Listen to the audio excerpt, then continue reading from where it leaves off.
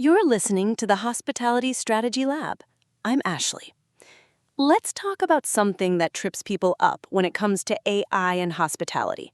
There's this assumption that using artificial intelligence means handing over your decision-making, that you're letting the machine run the show while you sit back and watch. And I get why people think that way, but it's wrong. And what Jason Littrell shared recently is a perfect example of why. Jason needed to build a complete media coverage plan for the Bar and Restaurant Expo. Session priorities, people he needed to connect with, a schedule that accounted for actual travel time between different venues and floors. Pretty standard prep for anyone going to a big industry event. He described what he wanted to the AI in about 2 sentences. That's it, 2 sentences of direction. And here's what happened. The AI didn't just spit back a formatted version of what Jason already knew. It flagged things he hadn't considered. It surfaced 2 exhibitors he should have been tracking that weren't on his radar at all. It suggested a session he'd almost skipped over, one that turned out to be directly relevant to a project he was actively working on. Now, here's the important part. Jason didn't blindly follow every recommendation the AI gave him. He reviewed each one. He applied his own judgment and his own experience. Some suggestions made the cut, some didn't. But the fact that those suggestions were even on the table in the first place changed the overall quality of his preparation. That's the shift most people miss about AI tools. The best use case isn't replacement, it's pressure testing your own thinking. Think about how most of us prepare for a big industry event. You pull up the schedule, circle the sessions that sound interesting, make a mental list of people you want to bump into. Maybe you put it all in a spreadsheet if you're the organized type. But you're limited by what you already know and what you remember to look for. And we all have blind spots, no matter how experienced we are. An AI tool can scan the full exhibitor list and cross-reference it against your specific business priorities.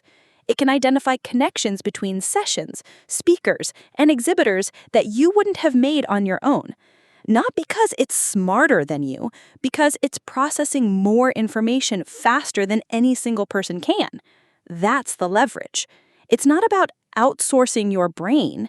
It's about expanding the surface area of what you can consider before you make a decision. You still make the call, but you make it with a wider view of the landscape. Jason has been building these kinds of workflows into his consulting practice for a while now. He uses AI to handle the heavy lifting on research, data analysis, operational planning, and competitive intelligence. But he's very clear about where the human layer comes in, and he's adamant about this point. The AI gives you a better starting point. You still have to decide what to do with it.